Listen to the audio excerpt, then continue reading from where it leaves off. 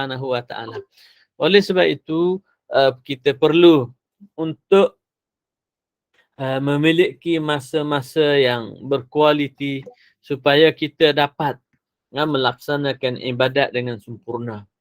Dan yang ketiga, gangguan daripada syaitan yang perlu kita atasi ataupun yang perlu kita rawat dengan memelihara zikrullah di samping kita memohon perlindungan dengan Allah Subhanahu wa ta'ala.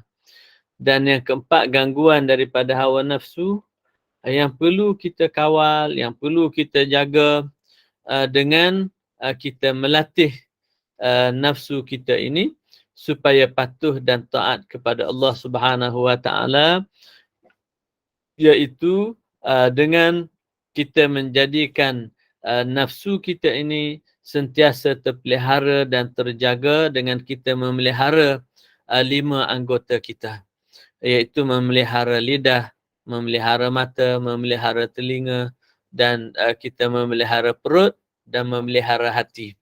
Sekiranya 5 perkara ini dapat kita pelihara dan kita jaga, maka insya-Allah kita akan menjadi orang yang istiqamah. Ya. Itu sepintas lalu apa yang telah kita sebut dalam pengajian kita yang lepas untuk tajdidul iman. Dalam pengajian kita malam ini, suka saya menarik perhatian tuan-tuan dan puan-puan sekalian kepada perkara yang boleh membawa kepada kebinasaan kita di dalam kehidupan dunia dan juga dalam usaha ibadat kita kepada Allah Subhanahu wa ta'ala. Di dalam kitab Usuluddin dan juga kitab Ihya Ulumuddin, Imam Al-Ghazali mengkhususkan satu bab, nama dia bab Al-Muhlikat, iaitu kebinasaan ataupun sifat-sifat, perkara-perkara yang boleh membawa kepada kebinasaan manusia sekiranya sifat-sifat tersebut menguasai diri mereka. Namun malam ini dalam tajdid iman ini, kita ingin menarik perhatian tuan-tuan dan puan-puan sekalian untuk sama-sama kita mengingati 4 sifat yang sangat penting yang diingatkan oleh Imam Al-Ghazali, dan dia adalah sifat yang boleh membawa kepada kebinasaan kita di dalam perjalanan ibadat kepada Allah Subhanahu wa ta'ala. 4 sifat ini iaitu sifat panjang angan-angan, yang pertama. Dan yang kedua ialah sifat gopoh gapah. Yang ketiga ialah sifat hasad dengki. Dan yang keempat ialah sifat sombong dan juga takabur. Jadi ini adalah 4 sifat yang perlu kita ambil perhatian dan kita sentiasa peka dan sensitif untuk kita meneliti dan merawat diri kita dalam usaha kita mentajdidkan iman, memperbaharukan iman dan memperkasakan ketakwaan kita kepada Allah Subhanahu wa ta'ala. Jadi sebagaimana yang kita pernah sebut sebelum ini, bahawa ibadat kepada Allah Subhanahu wa ta'ala ini ada 2, iaitu buat yang Tuhan suruh, tinggal yang Tuhan larang. Bagi permulaan perjalanan ibadat, kita pastinya akan bermula dengan memperkasakan suruhan-suruhan Tuhan. Maksudnya di peringkat permulaan, semua orang untuk berjaya, maka dia akan bekerja keras membuat kerja-kerja sehingga ia mencapai kepada kejayaan. Begitulah juga dalam ibadat. Di peringkat permulaan, kita akan bertungkus lumus. Kita akan bekerja keras untuk memperkasakan iman dan takwa kita sehinggalah kita berada pada tahap ketakwaan yang tinggi. Pada masa itu, orang-orang yang bertakwa ini akan memelihara dan menjaga dirinya daripada terjebak kepada dosa dan maksiat. Jadi sebab itu kalau kita dengar ada istilah yang digunakan ibadat yang berupa suruhan itu adalah ibadat orang-orang permulaan, dan ibadat yang berupa meninggalkan larangan itu adalah ibadat orang yang berada di puncak. Bagaimana kita nak faham, tuan-tuan dan puan-puan? Kita dapat memahami begini. Orang yang nak kaya, dia akan bekerja keras sehinggalah dia kaya. Bila dia dah kaya, dia tidak boleh melakukan apa-apa kesilapan sehingga menyebabkan dia akan jatuh miskin dan papa. Jadi dengan sebab itu, dalam ibadat kita akan berusaha dan bekerja keras sehinggalah kita istiqamah. Jadi di dalam istiqamah kita ini, kita akan memelihara supaya kita tidak terjebak melakukan dosa-dosa yang menyebabkan ibadat-ibadat kita itu tidak diterima oleh Allah Subhanahu Wa Taala. Yang menyebabkan segala usaha dan kegigihan kita itu runtuh dan tidak akan dipandang oleh Allah Subhanahu Wa Taala. Jadi dengan sebab itu, tuan-tuan dan puan-puan yang rahmati Allah, dalam usaha kita sebagai seorang Muslim, yang kita kata Muslim pakar lah kita ni, ataupun Muslim yang berfikir, Muslim yang bijaksana ini bukan Muslim ikut-ikutan, tapi kita kata Muslim beriman yang bertolak daripada pemahaman yang jelas tentang tuntutan agama dan penghayatan di dalam pelaksanaan ibadat kepada Allah Subhanahu Wa Taala. Jadi tuan-tuan dan puan-puan yang dirahmati Allah, bila kita telah beribadat kepada Allah Subhanahu Wa Taala dengan sebaik-baiknya, istiqamah di dalam ketaatan ini, kita juga perlu untuk mengelak kebinasaan-kebinasaan yang 4 ini. Kerana sekiranya 4 penyakit ini ada dalam diri kita, maka ia pastinya akan menjadi seolah-olah virus ataupun kita kata benih-benih kanser yang akan meruntuhkan tubuh badan kita yang telah gagah perkasa ini. Jadi dengan sebab itu, penyakit-penyakit ataupun virus-virus ini tidak seharusnya dibenarkan tumbuh ataupun menular di dalam tubuh badan kita. Kerana keberadaannya pastinya akan membawa kepada kebinasaan dan akan membawa kepada kehancuran bagi kehidupan kita sebagai seorang mukmin. Jadi tajdid iman malam ini mengingatkan kita semua kepada 4 sifat dan keburukan ini yang perlu dibincang mungkin dalam beberapa siri, tapi kita mengambil secara ringkas sebagai suatu pemahaman asas kepada kita untuk kita menjadikan orang beragama yang berfikir, bukan orang beragama yang hanya mengikut. Jadi dengan sebab itu sangat penting tuan-tuan dan rahmati Allah, bila kita telah memahami agama, kita melaksanakannya dengan penuh keikhlasan dan kita merasai bahawa agama yang kita miliki dan ibadat yang kita laksanakan ini benar-benar membentuk suatu kepribadian seorang Muslim yang mencerminkan keimanan kepada Allah Subhanahu Wa Taala. Jadi 4 sifat kebinasaan yang kita akan bincang pada malam ini, iaitu yang pertama, sifat panjang angan-angan. Sifat panjang angan-angan ini perlu kita rawat dengan kita pendekkan angan-angan. Jadi panjang angan-angan ini bukan bermakna kita bercita-cita tinggi. Kita perlu bercita-cita tinggi. Kita perlu cita-cita tinggi kita untuk akhirat nanti kita masuk syurga. Ya, kita berjuang di dunia supaya kita pastikan perjalanan kita di dunia menuju ke syurga benar-benar menjadi kenyataan. Dan kita bercita-cita tinggi dalam menguruskan kehidupan kita di dunia. Apa yang kita kehendaki dalam kehidupan dunia ini, kita atur dan kita susun supaya cita-cita kita itu tercapai. Yang pastinya tidak mungkin sebagai seorang Muslim dan mukmin ini, cita-citanya adalah untuk menggapai kehidupan dan kelazatan di dalam kehidupan dunia yang mengabaikan kehidupan akhirat. Pastinya ini tidak akan berlaku. Bahkan orang yang beriman sama ada mengutamakan kehidupan akhirat sebagaimana yang Tuhan ingatkan kepada kita di dalam Al-Quran.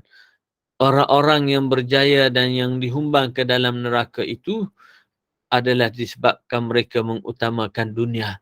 Sebagaimana dalam ayat Sabbihisma Rabbikal A'la, di akhirnya Tuhan kata bal tu'sirunal hayatad dunya. Mereka ini adalah orang-orang yang mengutamakan kehidupan dunia. Sedangkan Tuhan kata wal akhiratu khairun wa abqa. Dan akhirat itu adalah lebih baik dan akan kekal abadi buat kita. Jadi dengan sebab itu tuan-tuan dan puan-puan yang dirahmati Allah Subhanahu wa taala, sifat panjang angan-angan ini adalah merupakan sifat yang sangat buruk. Iaitu apa yang dimaksudkan dengan sifat panjang angan-angan ini. Kata Imam Al-Ghazali, panjang angan-angan ini adalah merupakan satu sifat yang ada dalam diri kita yang menjadikan kita merasa aman. Kita merasa banyak masa. Kalau kita masih muda, kita rasa kita belum tua lagi. Kalau kita tua, kita rasa kita masih sihat lagi, tidak sakit. Jadi, kita mengabaikan ibadat kita di waktu muda kerana kita rasa kita hidup panjang lagi. Kita mengabaikan ibadat di waktu kita sudah dewasa dan tua kerana kita tidak ada rasa sakit. Ataupun kita mengabaikan ibadat di saat kita kita tidak ada kesibukan, sehinggalah kita dikejutkan dengan kesibukan, maka kita tidak ada masa lagi.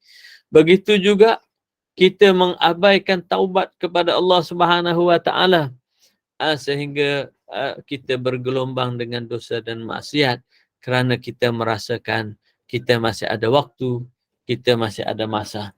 Situasi-situasi ini tuan-tuan dan puan-puan yang rahmati Allah akan menyebabkan kita kerugian, akan menyebabkan kita kehilangan banyak perkara daripada perkara-perkara ibadat dan juga perkara-perkara taat. Oleh sebab itu, tuan-tuan dan puan-puan yang rahmati Allah, panjang angan-angan ini merupakan satu fitnah dan juga penyakit yang amat buruk yang menjatuhkan kita ke dalam banyak perkara. Antara keburukan dan juga bahayanya panjang angan-angan sekiranya kita tidak jaga, kata Imam Al-Ghazali, yang pertama akan meninggalkan taat dan merasa malas untuk berbuat ibadat. Jadi bila kita ada penyakit panjang angan-angan ini, maksud panjang angan-angan yang kita kendaki di sini ialah kita merasa kita ada banyak masa, kita merasakan kita masih ada waktu, sehingga kita mengabaikan ibadat dan meninggalkan taubat. Jadi puncanya, keburukannya, penyakit ini menyebabkan kita malas untuk beribadat. Dan kita akan merasakan kita berupaya untuk hidup lebih jauh ke depan lagi. Yang kedua, kata Imam Ghazali, bahaya penyakit panjang angan-angan ini ialah kita meninggalkan taubat. Dan menangguh-nangguhkan borak taubat.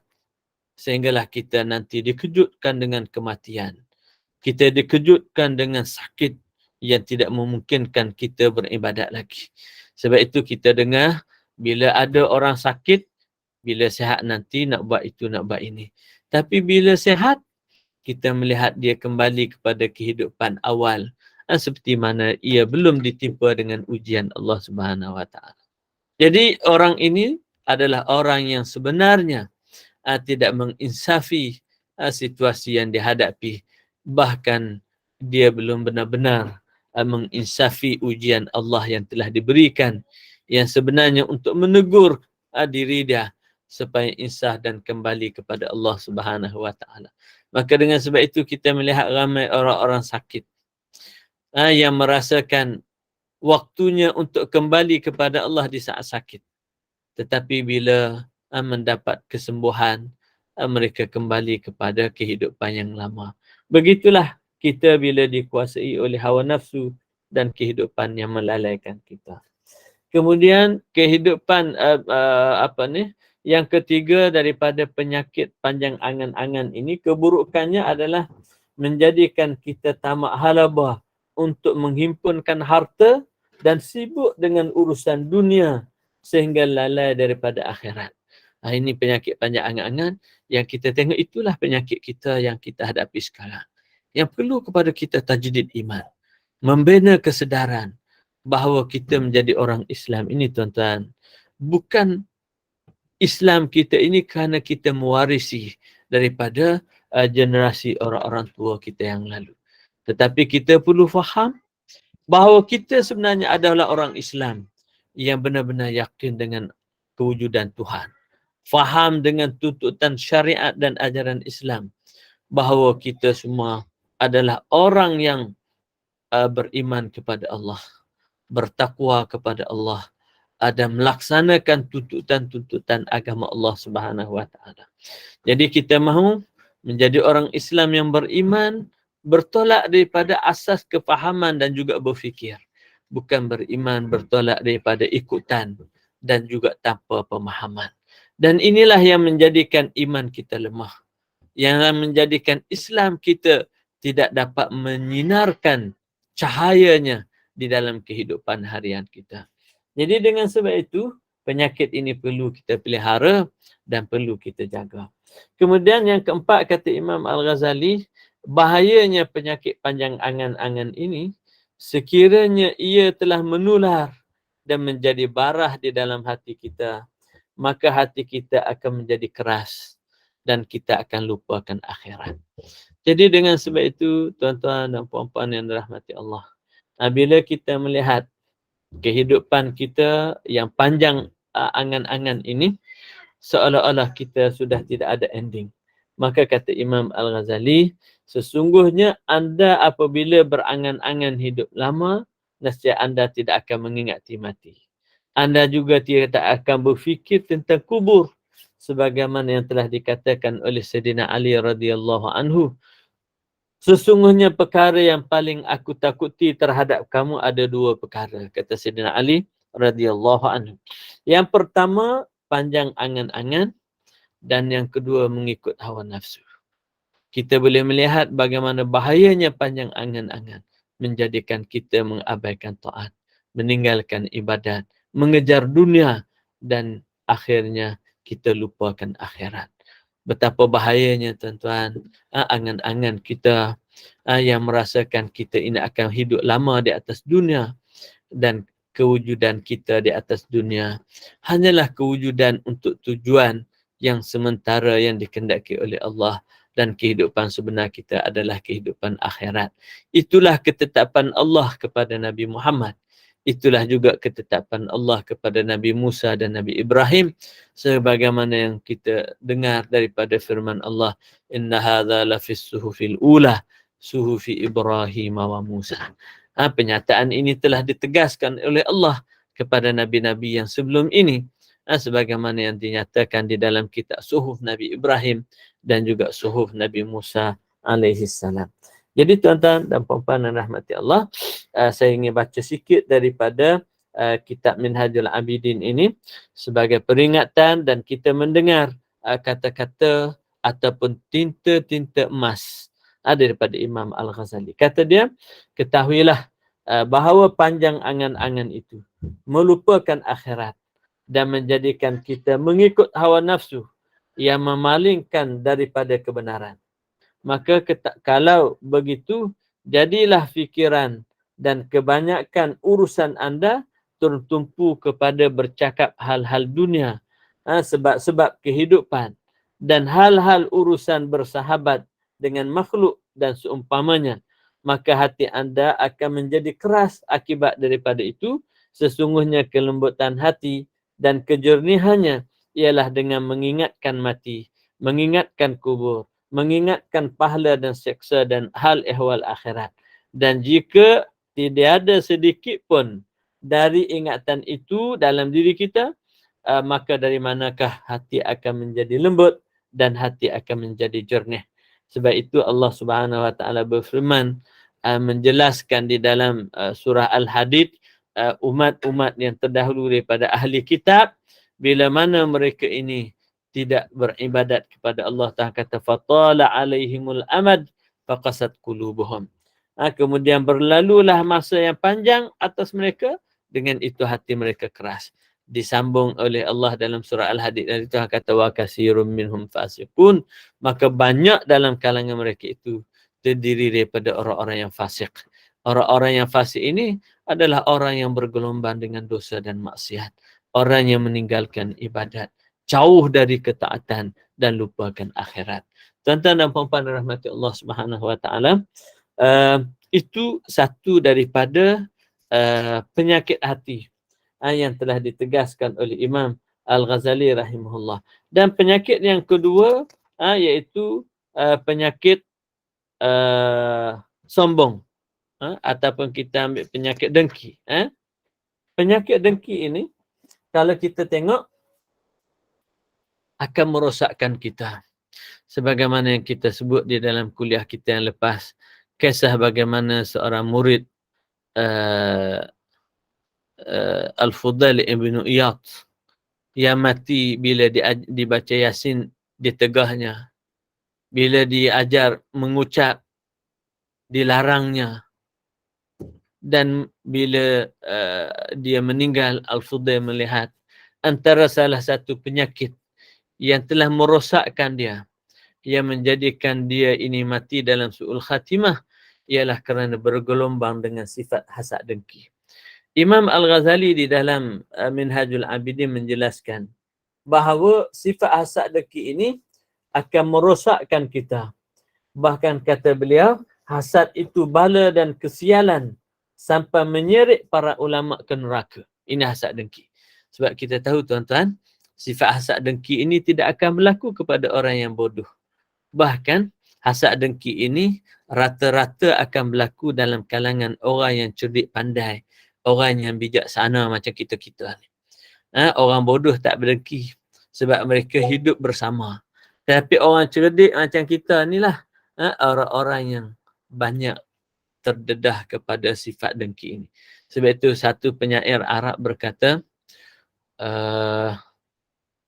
kullul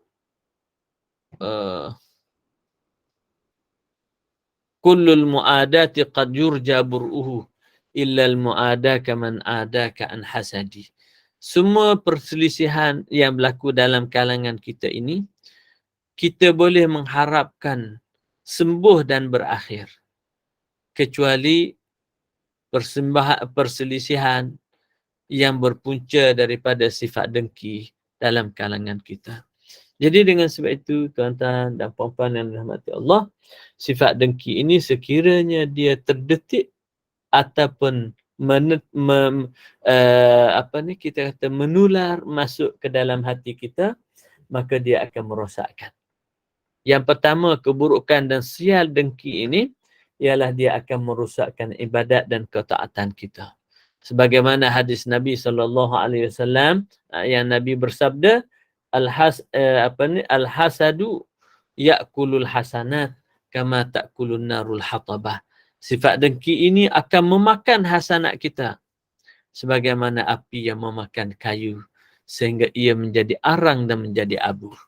Jadi seolah-olah sifat dengki ini akan menyebabkan segala kebaikan kita tidak akan dipandang oleh Allah Subhanahu wa taala dan tidak akan memberikan manfaat dan ganjaran sesaat kita kembali kepada Allah Subhanahu wa taala. Jadi keburukan dengki yang kedua, tuan-tuan, ialah kita akan mengerjakan perkara-perkara maksiat dan jahat. Kita tengok banyak orang berbuat jahat kepada orang lain, sihir dan seumpamanya. Semua ini adalah angkara dengki dan hati yang busuk dalam diri kita. Jadi dengan sebab itu kita tengok banyak orang-orang yang terjebak dengan dosa-dosa besar kerana disebabkan oleh rasa dengki di hati dan rasa benci kepada sesama hamba Allah yang sepatutnya kita berkasih sayang, yang sepatutnya kita menasihati antara satu sama lain. Jadi dengan sebab itu, muslimin-muslimat yang dirahmati Allah, kita meletakkan pena kita untuk berfikir sebagai tajdid iman ini untuk kita sama-sama berfikir di tengah malam, di awal malam, sebelum kita merebahkan badan di tilam kita yang empuk itu, untuk kita berfikir siapalah kita dan apalah kita nanti akan berhadapan dengan Allah dan hari akhirat dan pembalasan dalam keadaan hati kita bergelombang dengan dosa dan penyakit yang dimurkai Allah Subhanahu wa taala. Tuan-tuan dan puan-puan yang dirahmati Allah Subhanahu wa taala, begitu juga Allah Subhanahu wa taala menyebut di dalam Al-Quran, Tuhan kata dalam Qul a'udzu birabbil falaq itu, Tuhan kata wa min syarri hasidin iza hasad. Kita minta berlindung dengan Allah daripada kejahatan orang yang mendengki di saat dia dengki, kerana dia akan berbuat sesuatu yang tidak masuk akal. Kita tengok banyak perkara-perkara dengki yang bila menguasai hati, orang yang melakukannya itu sebenarnya sudah hilang kewarasan kerana dikuasai syaitan dan juga hawa nafsu yang bukan-bukan. Jadi dengan sebab itu awasilah diri kita, kerana Tuhan memerintah kita supaya memohon perlindungan daripada sifat buruk dan juga kejahatan syaitan. Kalau syaitan musuh kita, begitu juga sifat nafsu yang buruk ini akan membawa kepada kejahatan dan juga akan membawa kepada kebinasaan.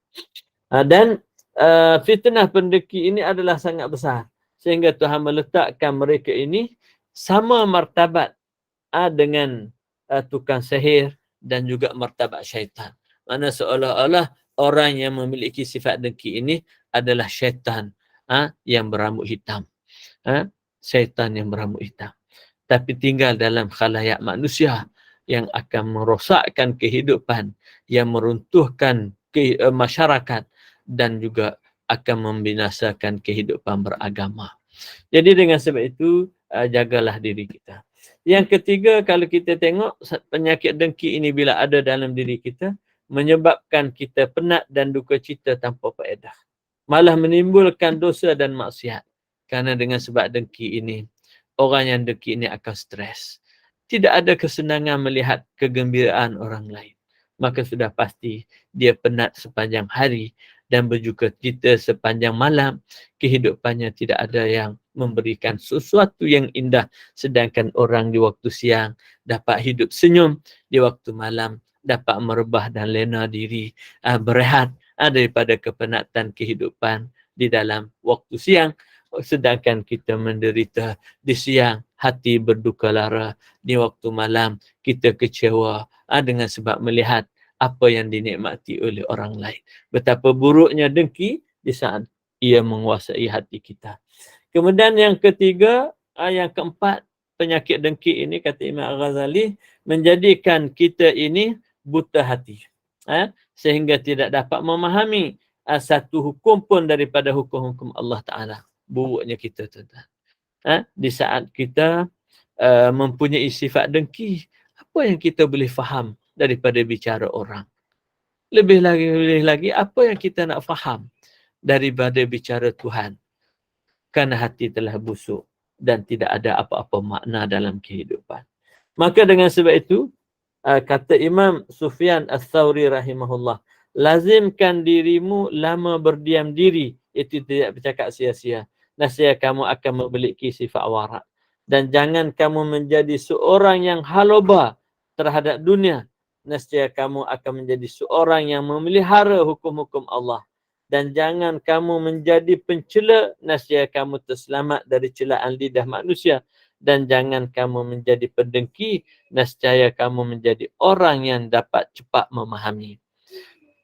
Jadi inilah sekejap ni.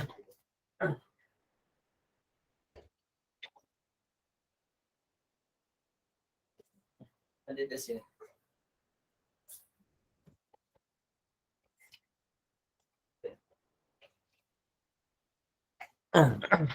Begitulah Sufyan Ats-Tsauri mengingatkan kita betapa pentingnya kita memelihara diri daripada sifat dengki ini. Dan yang keempat, di antara keburukan yang kelima, yang daripada keburukan sifat dengki ini, terhalang daripada kebaikan dan tidak mendapat pertolongan dan taufik dan hampir tidak berjaya mencapai kehendak dan tidak dimenangkan ke atas musuh. Maknanya orang ada sifat dengki ini, Tuhan pun tidak tolong, orang pun tidak suka. Jadi apa lagi makna dalam kehidupan dunia kita? Ha? Saya teringat kepada satu hadis. Abu Sahal Sa'd As-Sa'idi meriwayatkan sebuah hadis Rasulullah sallallahu alaihi wasallam. Hadis ini ada dalam hadis Arba'in Imam Nawawi. Kalau tuan-tuan baca dalam kuliah-kuliah siri Gemar Gemar Nur Iman ini, hadis 40 itu rasanya hadis yang ke-32 kalau tak silap. Jadi di sana Imam An-Nawawi meriwayatkan sebuah hadis, seorang badui datang kepada Rasulullah sallallahu alaihi wasallam dan dia bertanya kepada Rasulullah, wahai Rasulullah, beritahu kepada aku, apakah amalan yang kalau aku buat Allah sayang dan apa amalan kalau aku buat orang pun sayang. Nampak? Lalu Nabi SAW menjawab dengan penuh hikmah dan bijaksana.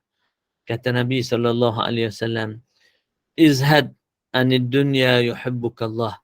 Berzuhudlah kamu daripada dunia, maka kamu akan disayangi Allah. Dan berzuhudlah kamu daripada tamak apa yang ada di tangan manusia, maka kamu akan disukai oleh orang ramai. Jadi orang yang tamak di tangan orang lain ini, orang tak suka. Begitulah juga orang yang tamak dengan dunia sehingga lupakan Allah, Allah juga tidak suka.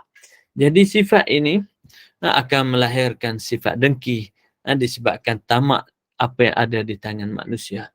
Begitulah juga dengan tamak terhadap dunia menjadikan kita hilang pertimbangan dan kita hidup tidak seperti seharusnya. Jadi tuan-tuan dan rahmati Allah Subhanahu wa taala, itulah dua sifat yang dapat kita kongsikan pada malam ini. Takut nanti tengah malam sangat tuan-tuan dan puan-puan nak berehat. Kita sudah hampir 40 minit dah kot.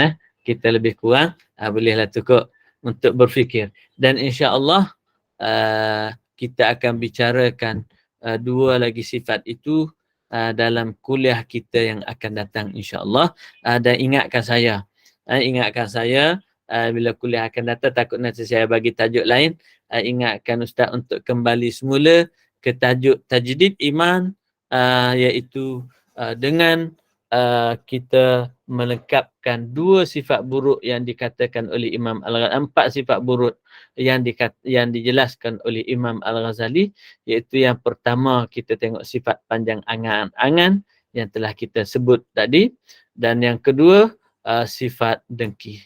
Dan dua lagi sifat yang belum sempat kita bincang pada malam ini, iaitu sifat sombong dan takabur, dan yang ketiga yang keempat ialah sifat gopoh gapah. Jadi dua sifat ini perlu kepada ganti. Kalau sifat panjang angan-angan, kita tukar pendek angan-angan. Apa maksud pendek angan-angan?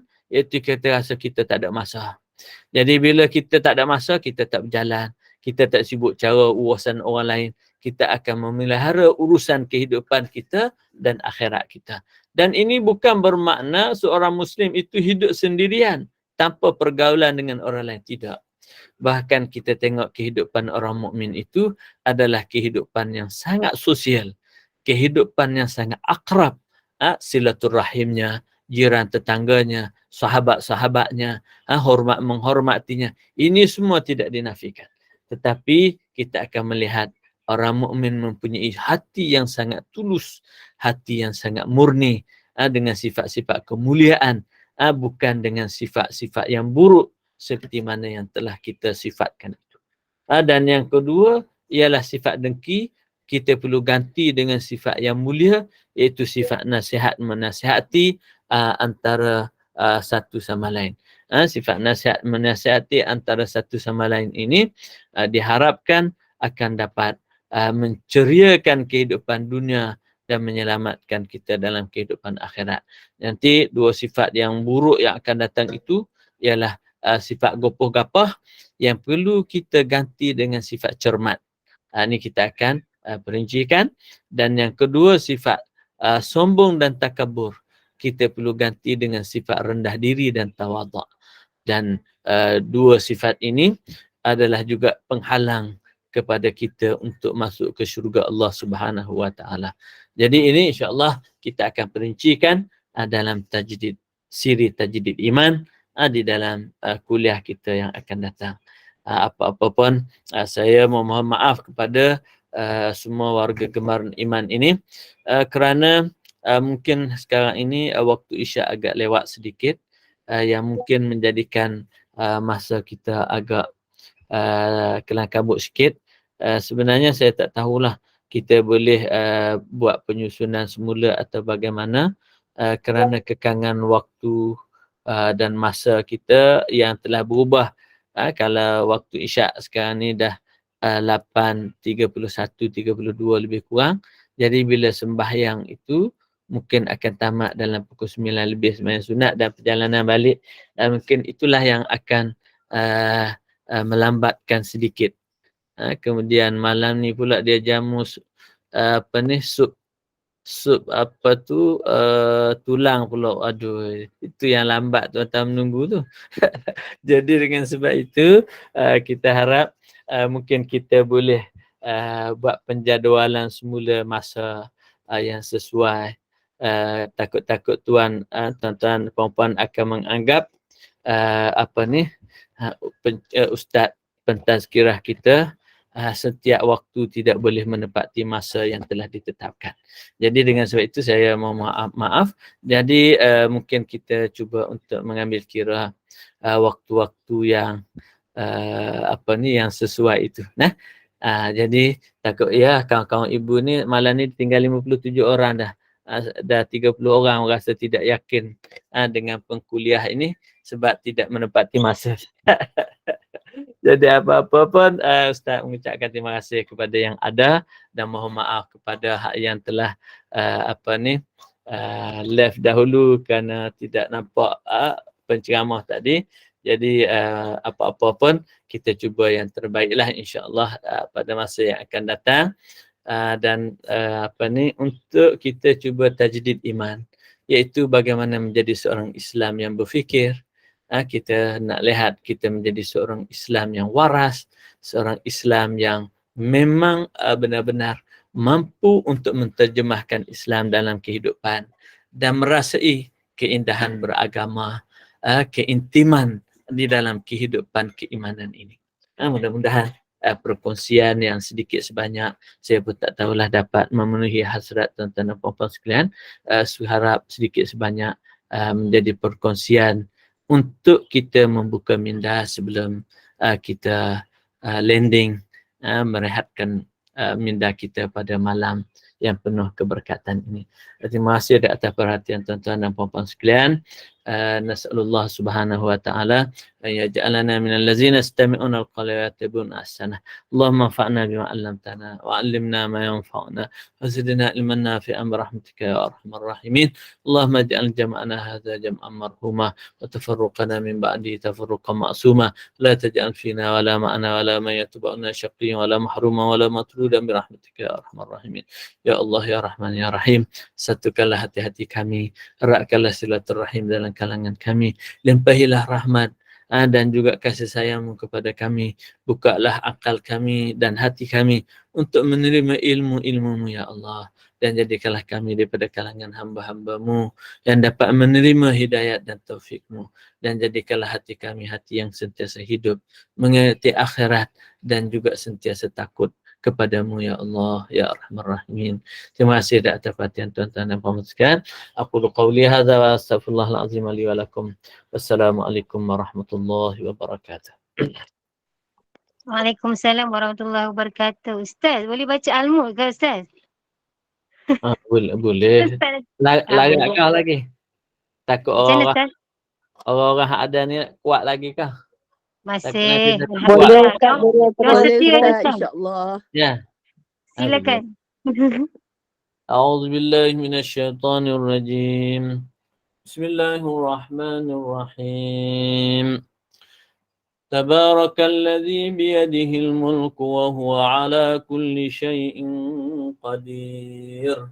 الذي خلق الموت والحياة ليبلوكم أيكم أحسن عملا وهو العزيز الغفور الذي خلق 7 سماوات طباقا ما ترى في خلق الرحمن من تفاوت فارجع البصر هل ترى من فطور ثم ارجع البصر كرتين ينقلب إليك البصر خاسئا وهو حسير ولقد زينا السماء الدنيا بمصابيح وجعلناها رجوما للشياطين وأعتدنا لهم عذاب السعير وللذين كفروا بربهم عذاب جهنم وبئس المصير إذا ألقوا فيها سمعوا لها شهيقا وهي تفور تكاد تميز من الغيظ كلما ألقي فيها فوج سألهم خزنتها ألم يأتكم نذير قالوا بلى قد جاءنا نذير فكذبنا وقلنا ما نزل الله من شيء إن أنتم إلا في ضلال كبير وقالوا لو كنا نسمع أو نعقل ما كنا في أصحاب السعير فاعترفوا بذنبهم فسحقا لأصحاب السعير إن الذين يخشون ربهم بالغيب لهم مغفرة وأجر كبير وأسروا قولكم أو اجهروا به إنه عليم بذات الصدور ألا يعلم من خلق وهو اللطيف الخبير هو الذي جعل لكم الأرض ذلولا فامشوا في مناكبها وكلوا من رزقه وإليه النشور أأمنتم من في السماء أن يخسف بكم الأرض فإذا هي تمور أم أمنتم من في السماء أن يرسل عليكم حاصبا فستعلمون كيف نذير ولقد كذب الذين من قبلهم فكيف كان نكير أولم يروا إلى الطير فوقهم صافات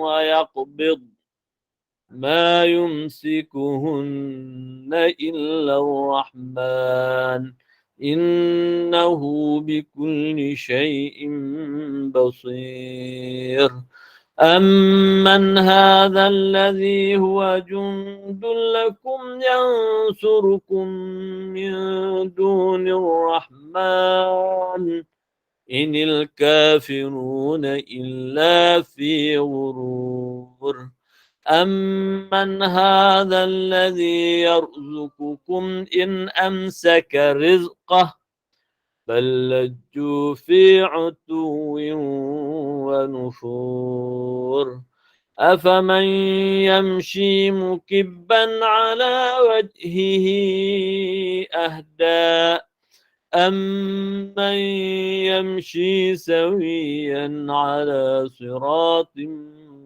مستقيم قل هو الذي أنشأكم وجعل لكم السمع والأبصار والأفئدة قليلا ما تشكرون قل هو الذي ذرأكم في الأرض وإليه تهشرون ويقولون متى هذا الوعد إن كنتم صادقين قل إنما العلم عند الله وإنما أنا نذير مبين فلما رأوه زلفة سيئت وجوه الذين كفروا وقيل هذا الذي كنتم به تدعون قل أرأيتم إن أهلكني الله ومن معي أو رحمنا فمن يجير الكافرين من عذاب